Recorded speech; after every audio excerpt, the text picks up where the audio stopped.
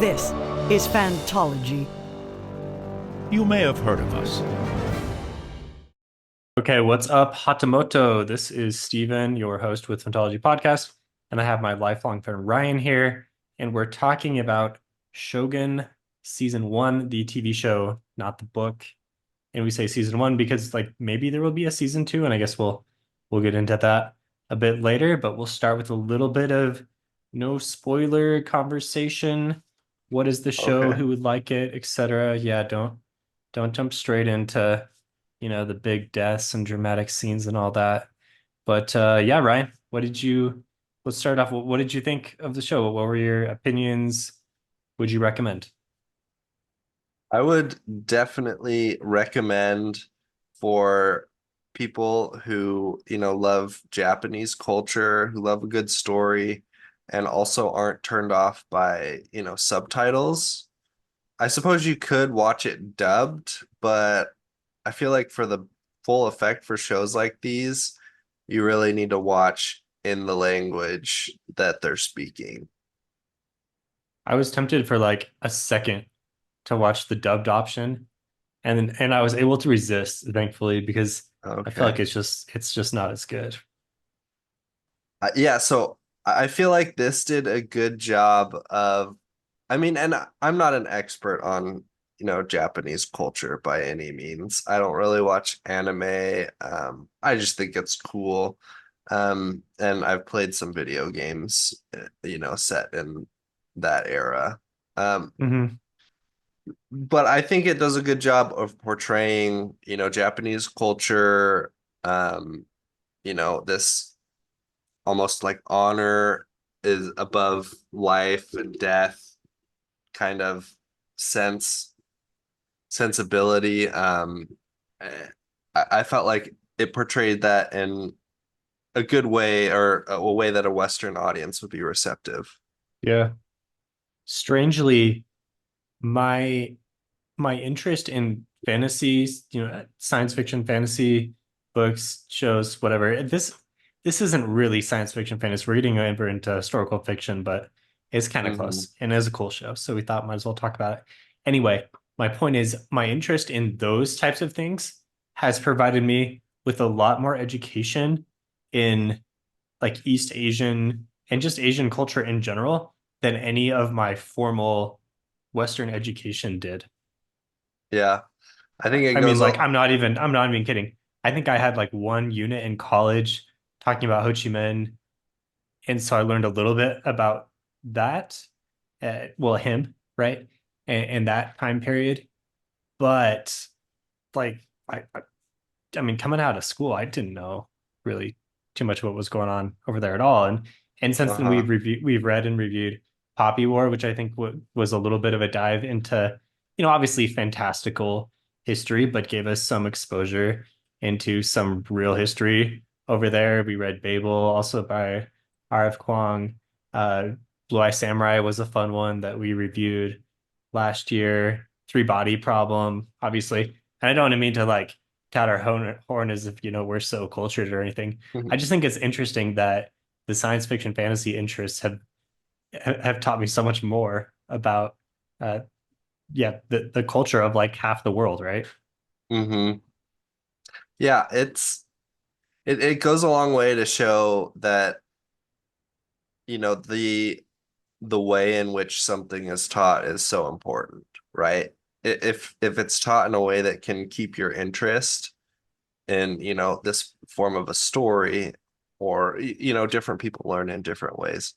But this it's a great way for people, like ourselves, to put ourselves in the shoes of the Blackthorn, somebody from, the Western side of the Hmm. world, and experience all of these things, as a foreigner who is has to be taught this or that, and Yeah. who's kind of goes through a culture shock that might be similar to what we would go through in the same situation. Hmm. Yeah, I think, yeah, putting yourselves as a Western audience, jumping in as John Blackthorne is, yeah, really appropriate because a lot of these ideas are kind of foreign to us, but as the show goes on, it introduces them in really cool ways and shows a nice clash of cultures and how each culture has, a lot of positives, a lot to learn from, and ultimately the more we know and understand, the better we are Hmm. as a species. I think, that's not like a huge, I mean, I would say it's like a minor theme of the show, but there's obviously a lot of other things at play as well. Anyway, we kind of like immediately got into a rabbit hole. So let's say like what is this show? Who would be interested? You mentioned that the subtitles are something to flag or just be aware of going in because a lot of people nowadays watch shows and they're really watching their phone and staring up now and then, but you have to actually watch this show, Yeah. so that is something to note. Yeah, absolutely. Um, Somebody who might be interested in the show, I think is somebody who liked a Game of Thrones. I feel like there's a similar level of political maneuvering, finesse, really great acting and characters and different moving Mm. pieces. So I felt like it's a great comparison. What do you think? It did get the inevitable Game of Thrones comparison in the marketing.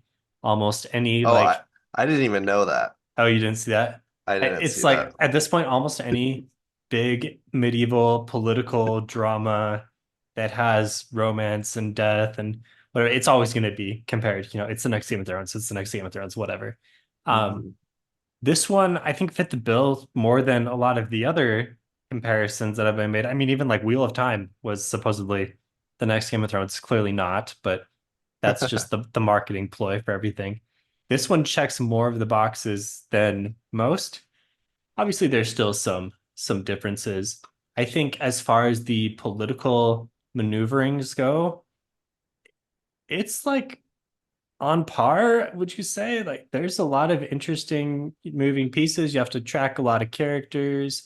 There's a lot of subtle things you have to actually pay attention to the show. It's very well written, very well set up, very well paced. So in that regard, I think there is a lot of Game of Thrones. The biggest thing it's missing, obviously, is the fantasy element. There's no Yeah. magic, there's no dragons, there's nothing like that. But I mean, there's not a whole lot of magic in the Game of Thrones. I mean, there's obviously some significant fantastical elements, and I guess, we're not going to get into spoilers, but Yeah, no, I agree. I mean, up until the dragons are a big part of the show, there's like a few magic things, and it's not a mhm, huge part of Game of Thrones. And yeah, here, we have zero magic. So yeah, it's like it's close. It's closer. I just feel like anytime the marketing throws out, this is the next Game of Thrones, I just kind of cringe internally. I just feel like yeah, there's never going to be another thing that is Game of Thrones enough for me as a huge fan to accept the comparison. So, well, like, yes, I see what you're saying. There's still like a part of me that's like, but it's not Game of it's Thrones. not. Okay, that's fair. And I mean, I think it just goes to show, as an aside, how almost revolutionary Game of Thrones was, in that both the TV industry and like the adaptation section of media. But that's an aside that we will not get pulled into currently. Um, Has to be but mentioned. Always has yeah, to be mentioned now. Yeah, yeah. um, I think, pretty much, I think that fans of anime would probably like this show.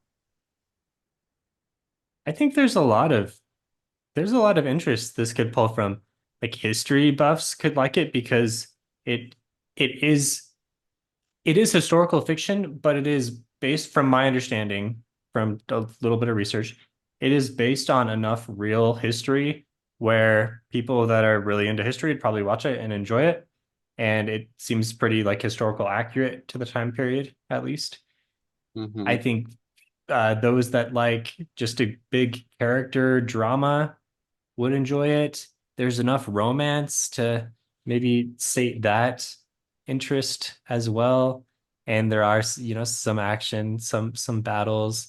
Not a lot though. I was thinking there would be a little more action than we I actually agree. got. And there's a lot of kind of posturing, and there are Hmm. some bigger set piece things, but not like, I guess we'll just say there's not like a big super big thing that you can like point to and be like, this is the big event Yeah. of the series. There's a lot of small things.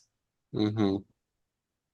Um, I think that so I watched a little bit of behind the scenes stuff on YouTube, and Okay. from that, I was, surprised to learn that the actor who plays, one of the star characters, Yoshi Toranaga, Yeah. his name or I don't know, is it Toranaga Yoshi? It's Yoshi Toranaga. Okay, so he's played by Hiroyuki Sanada, who's, a pretty prominent Japanese actor, even in the Western film industry. He's in like movies like The Last Samurai and 47 Ronin, John Wick, Mortal Kombat, a lot of movies like that. Um, Mm. but from the behind the scenes, he was doing a lot as far as he was also involved in the production side of things. So he was working very hard to make things, historically accurate and kind of directing and coaching a lot of these Japanese actors.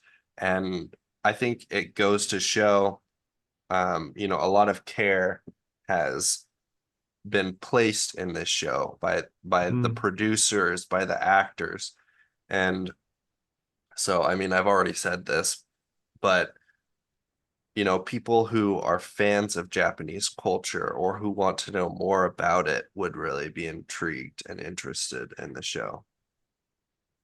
And neither of us are experts, so we can't say it was 90% accurate or Mhm. 40%, Yeah. whatever.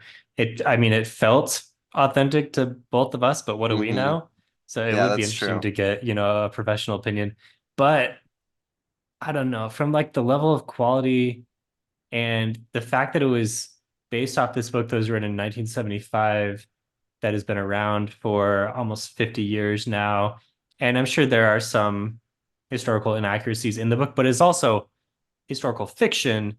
So I don't think it would I don't think it's too much of a stretch to assume that it's fairly culturally accurate, at least because it's based off a book that's been around for a while and is still popular and has not been, canceled or horribly debunked, right? Hmm. So I felt at least that I was watching something that felt pretty authentic.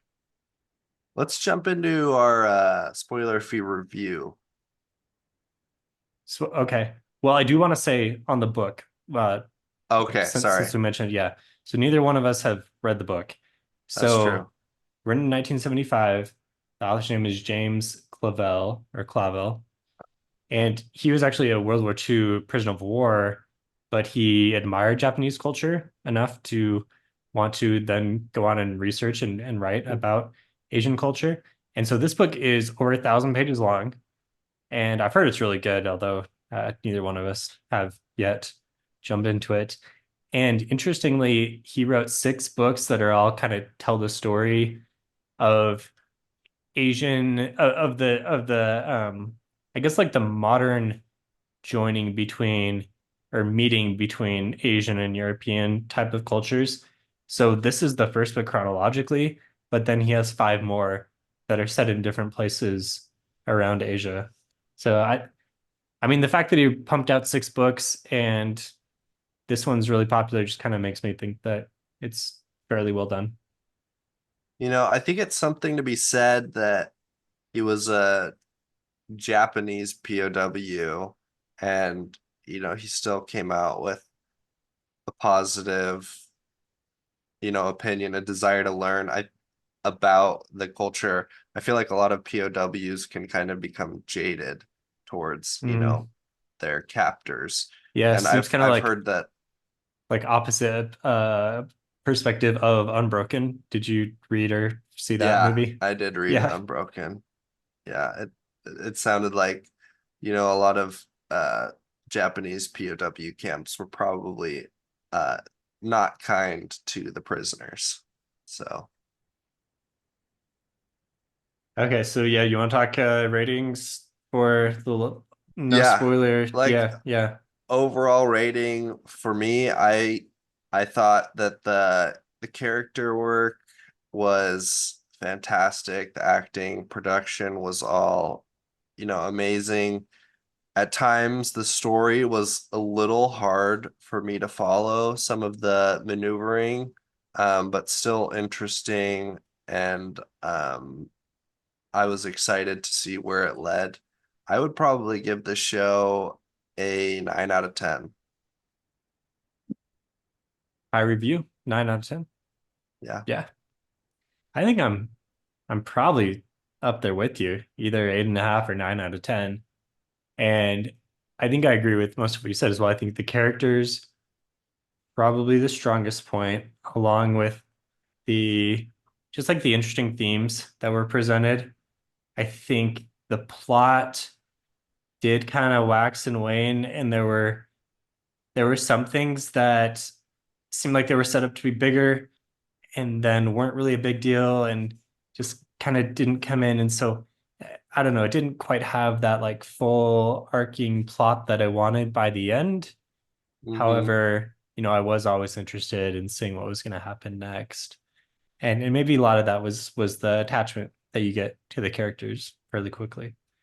Yeah. So I will also say 9 out of 10. Wow. All right. Yeah. Yeah. Phantology, unanimous 9. Yeah, this is a Fantology 2 thumbs up for sure. Recommend. If you haven't checked it out yet, then definitely do it. Just carve out some time where you can watch subtitles and don't watch the dub version because that is not going to be as good. Both of those things will take away from the experience Yeah. if you don't do them. Yes, you will not. You will probably not have a 9 out of 10 review if you don't do that. Okay, so let's talk some spoilers. So if you hadn't watched it yet, we are gonna jump in now. So let's just start by we've got a list of characters, we've got a bunch of plot points here. Who was your favorite character and why? Oh man, that's that's a toss up. It's so close between, I'm just gonna go with Mariko. I'll save the other person for later. But Okay. I thought Mariko was, so fantastically acted, such a phenomenal um character, central to the plot, just so many she displayed so many emotions, through like very, I feel like without showing, a lot of Mm, emotions because there's a lot under the surface that she was able to convey yes, without, yeah, without like yes. deliberately. Yeah, yeah. I feel like culturally Japanese people are a bit more reserved and, definitely like historically. And um she, just embodied that so well as well as just I think kind of like the core philosophy of the show, which is well, I guess this is what I took away from the show, and that was that, honor is greater than, pretty much anything else Mhm. to them. And they did And they kind greater, of specifically greater than like individual life, right, greater than individual life. Yeah. Mhm. which was something I think I'm thinking way back, but back in our three body review of the book, I think that was something we talked about at length because that's a very it's not a Western idea.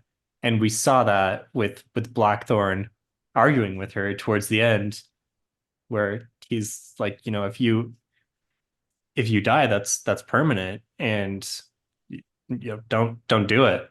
And then Hmm. her response, I don't remember exactly what it was, but it was essentially what you said, right? Was that um, honor is more important.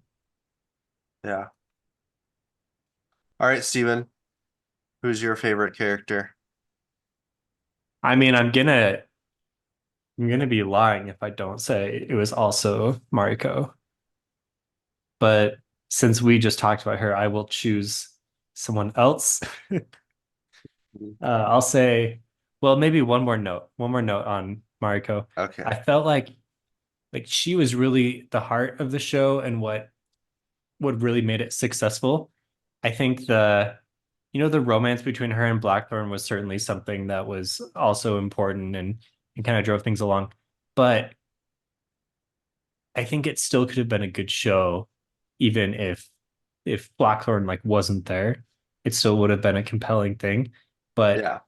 if you took away if you took away any character, I feel like the the one character whose loss would damage the show the most would be Mariko because of what you talked about, because of everything that she brings to the table, but is not immediately obvious when you first meet her. Hmm. Yeah.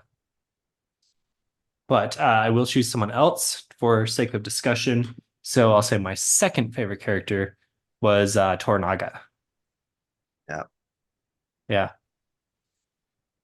And there were times where I was definitely frustrated with him. I think this show does a really good job of making you feel what the characters do, especially Blackthorn, because for the, whatever fifth time we've said this, like it really does a good job of kind of putting you in his shoes.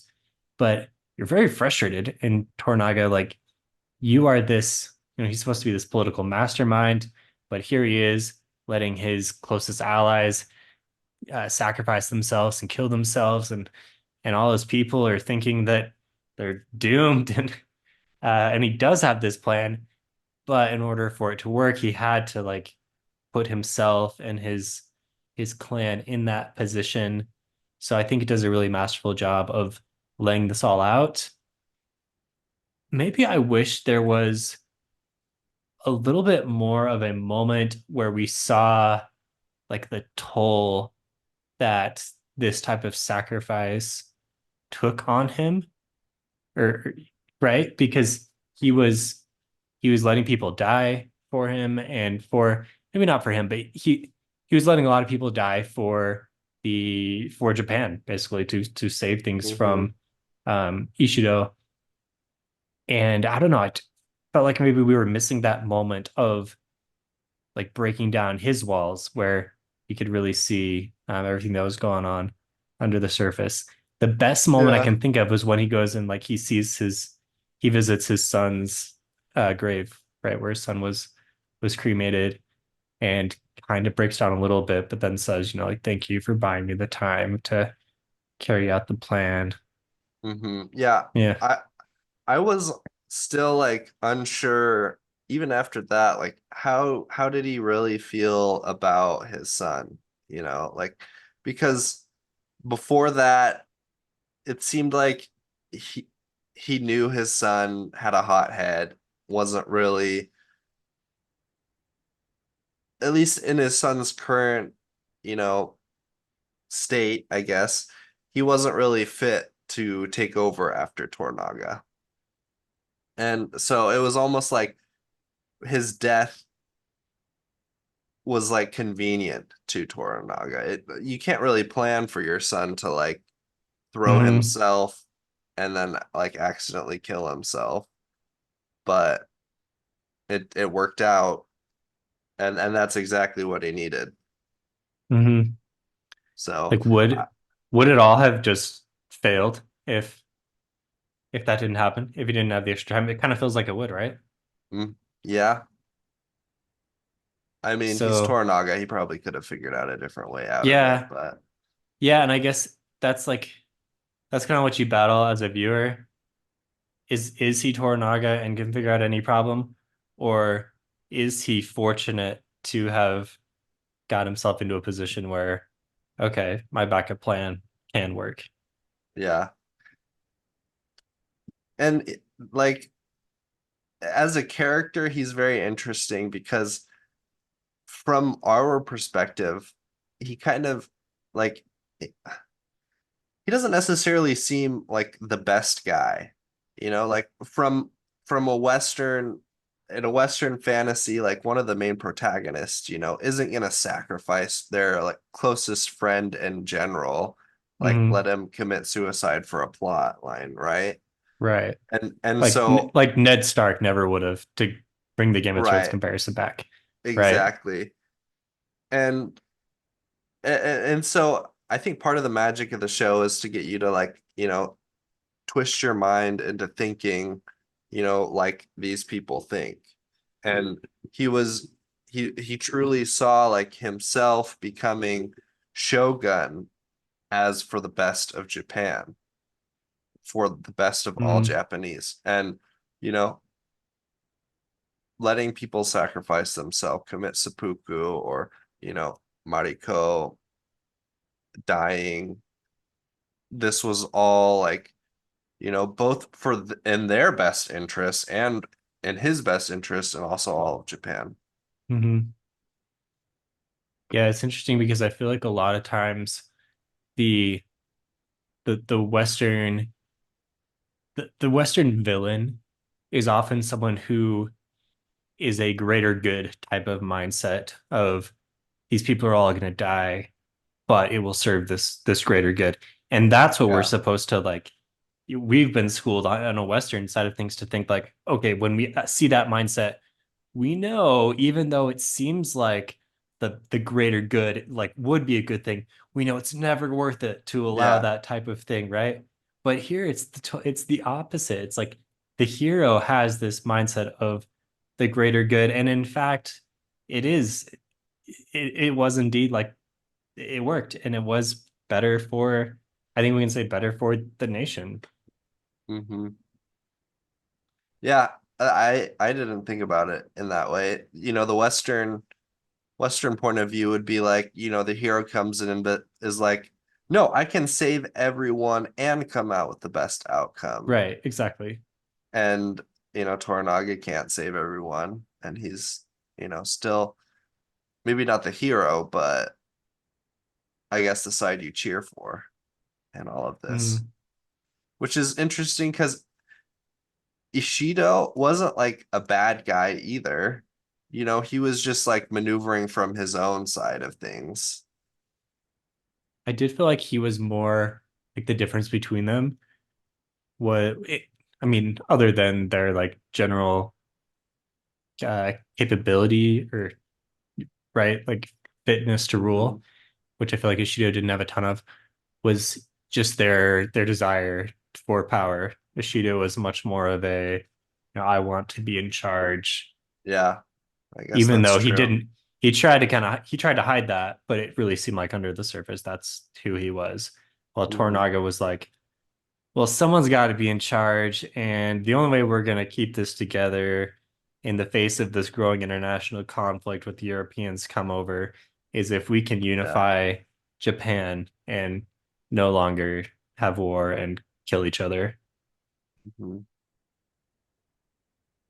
Um, I think it's interesting that for both of us, our favorite characters were both Mariko and Toranaga, and not Anjin John Blackthorne, who I feel like is there for us to put ourselves in his shoes.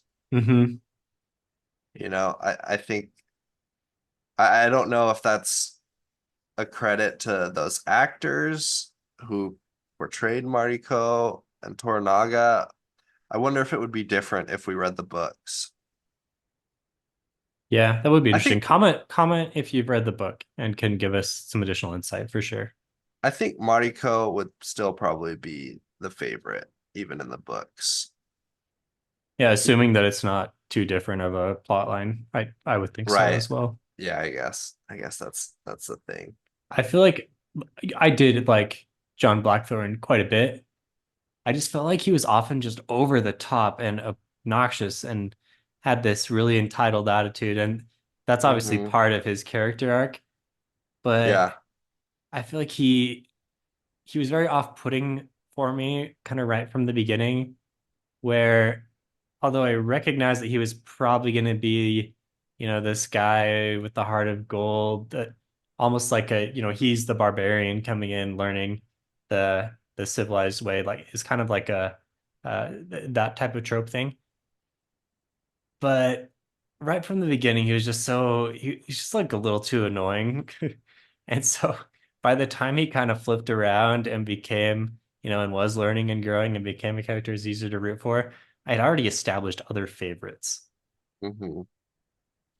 So, do you think his character arc took a little too long, or it was a little too slow? No, I think it was done well. I think it was probably pretty realistic of a entitled European coming over into Japan, right? Hmm. A place that he thinks is just full of savages. But as a viewer, it's hard to get behind a character who has that who has that attitude. Even though it changes, it's tough to get attached to that until it does. Um, they never really explained for his character the whole piracy part of it, where he would go from uh Catholic outpost to Catholic outpost, basically like burning it to the ground. And I mean, I guess it's kind of it didn't really need any explanation. He's like a Protestant who is Mm, kind of there just like executing his own worldview in the best way he sees fit, which is unfortunately killing people who think differently. But I guess I expected there to be something like, he was pressured into it, or like his family, I don't know, there to be like some sort of excuse to almost explain away his kind of bad redeem behavior. redeem him a little Yeah. more. Yeah. I think that whole plot thread was the thing where I was mentioning earlier, like seems like some things didn't really go to anywhere, be too important. I feel like the whole European conflict just kind of simmered in the background, but was never like really all that important for what was happening in the events of the Hmm. of the story. And that's what confused me the most. And I'm guessing that was really just like what happened in actual history and probably what happened in the book. But in more of a classical story, it seems like that would be presented. It would also kind of like lurk around in the background, slowly become a bigger thing.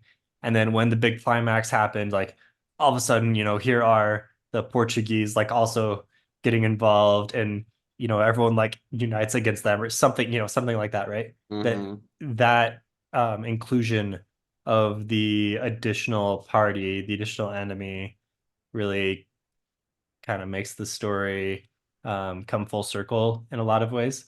And that never Yeah. happened. And I felt like I was just a little confused by that. Like I was expecting that. Yeah, the ending was, well, maybe we want to talk about the ending a little bit later. No, we can get into it. It seemed it seemed it wasn't exactly what I expected, I expected something more along the same lines of you, which is, like a large battle with like a triumphant victory of Tornaga's forces, and Blackthorn sails off into the sunset. Um, but it was it was more along the lines of Blackthorn changing the way he thinks, to where he's now ready to sacrifice himself for the people rather than sacrificing the Japanese people for his own political ends. And so like the story culminates in that, and then Toranaga's conclusion is just told, to Yabushige, Mhm. and that ending, even though I it was very interesting where Yabushige is about to commit seppuku, and Toranaga's finally confiding his plans in somebody. It was almost like end roll credits, like, and this is what happened. Uh-huh. Toranaga was victorious because the Lady Ochiba betrayed Ishido and, did X, Y, and Z. Yeah. It's kind of like I don't know if you ever watched this, but when I was younger, there's an animated Lord of the Rings cartoon, and I think they only had the budget to make like the first half of the story. And so at the end of the movie, I don't know exactly where it gets to, but that's literally what happens at the end is like, and Gandalf and the party united all of Middle Earth and came against Sauron. And it's like all this amazing stuff that's just reduced to, yeah, a voiceover, a 1 minute thing at the end. It felt like that a little bit, and maybe that was a little bit unsatisfying. But I mean, honestly, if I was gonna make this exactly how to, you know, to what I would expect or what would be 10 out of 10 satisfaction, I would show that final scene. I mean, maybe skip Mhm. forward in time a month, like that's fine, but like actually play it out. Let's see 10 minutes of this action to really like see the drama of um what was Lady Ochiba? Lady Ochiba's betrayal of Ishido and all that. That would be really cool to see unveil. So I'm not gonna lie and say I wasn't disappointed that that was just told rather than seen. Hmm. I I wish that I could have read the book.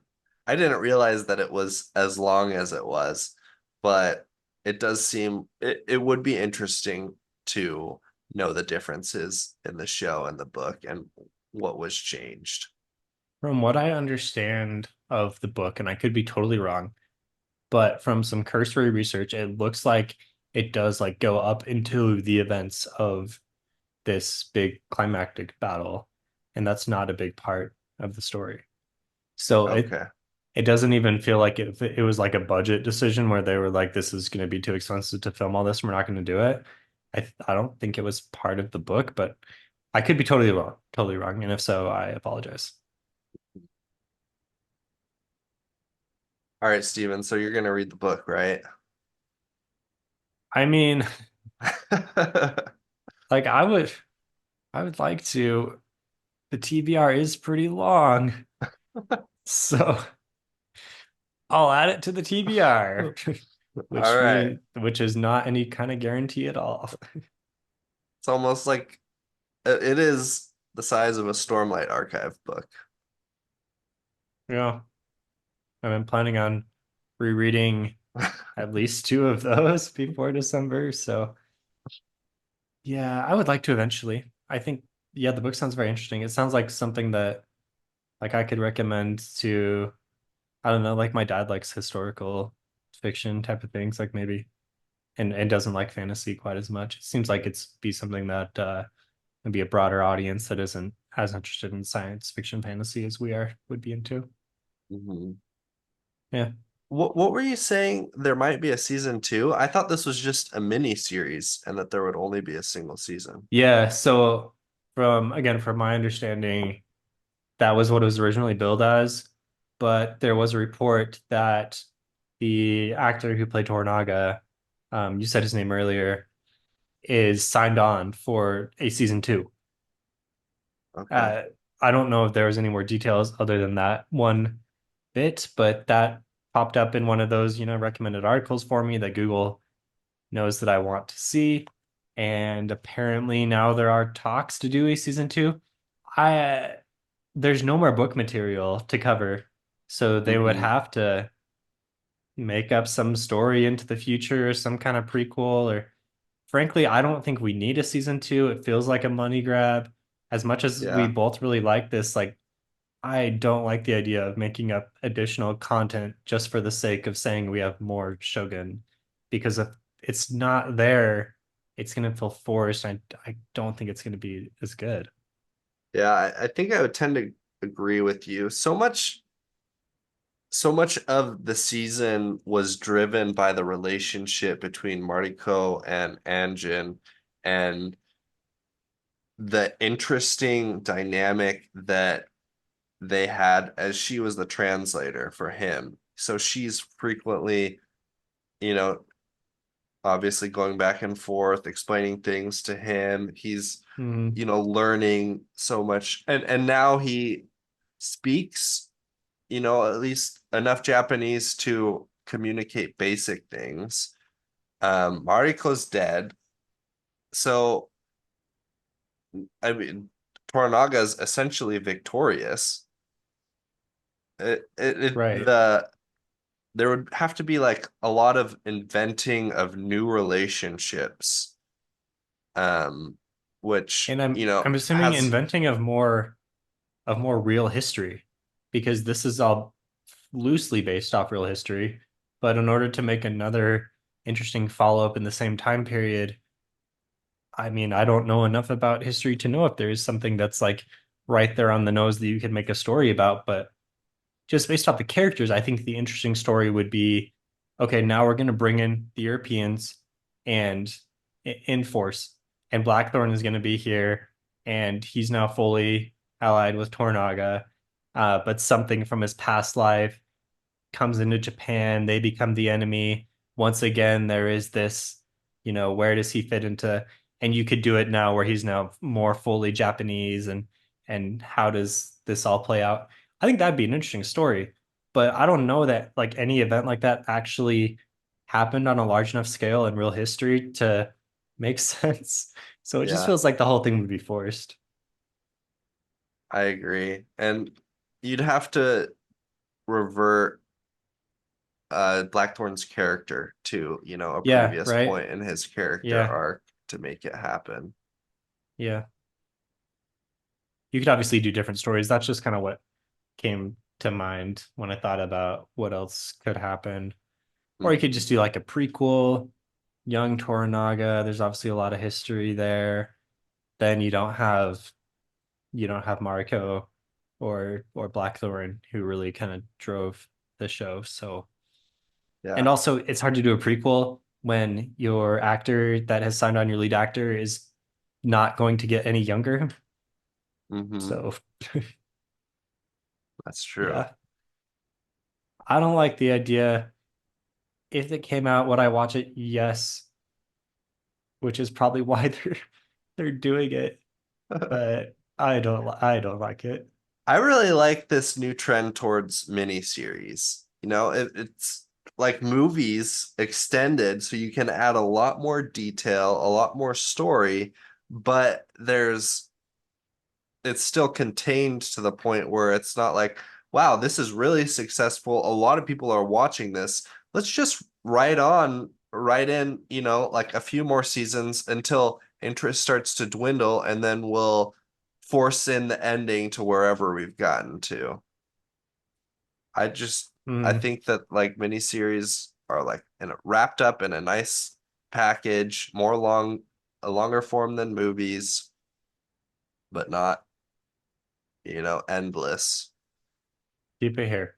Leave it with a good Hmm. taste in your mouth. Leave it with that 9 out of 10 Exactly. rating. Yeah. We Yeah. don't want to dilute this at all. Hmm. Cool. Anything else that you feel like was really awesome that needs to be mentioned? I really liked Yabushige's character. It was Oh fun to yeah. cheer for somebody like him who is just sort of like only out for themselves, you know, to the Hmm. detriment of even the other characters that we like. He's betraying them and kind of like forced to side with them again. But the actor did a great job of, humorously like portraying his predicament, and Hmm. I think there are like montages of just all the different grunts he does. So I Yeah, really liked him. he was a fan favorite, definitely. I mean, of fan favorite of ours, but also I'm sure of others that watched the series. And it really was heartbreaking to see that he finally did betray, right? Like Hmm. full on. And he didn't need to, like, and maybe that's what was frustrating with Toranaga. Like if Toranaga had not, if he had trusted him more, but on the other hand, should you have trusted him more? Well, probably not. So Well, therein lies the he yeah. needed to betray Toranaga so that Mariko would die, because Mariko dying is what ultimately turned Lady Ochiba to Toranaga's side. Yeah, but was that Toranaga's plan, or was it just to put Ishido in the predicament of, do I let her die or do I grant her freedom? Because if she was allowed to leave, then all the other nobles were going to leave. And yeah, hard to, I guess, definitely her dying was very important for Lady Ochiba, but would Ochiba still have come around if she didn't die? Hard to say. And I don't think we can say that Toranaga like had that all mapped out. I think he like put a lot of pieces in Yeah. places where he felt like it would fall in his favor. But it felt like Mariko went into it prepared and thinking she was going to die. Oh yeah, for sure. I think so. I think So she'd accepted that. But I think there was a possibility of her surviving and things still working out. I don't know. Hard to say.